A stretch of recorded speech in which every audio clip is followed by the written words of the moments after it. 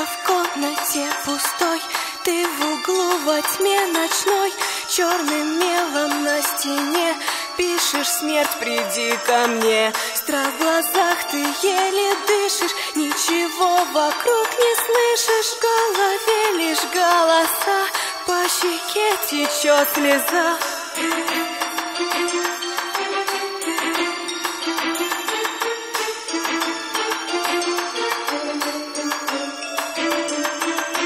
Ты в чужой стране теперь, и тебе открылась дверь в мир, где души обитают, медленно тебя сжирают. Ты боишься, ты бежишь прочь от тех, с кем говоришь, и твои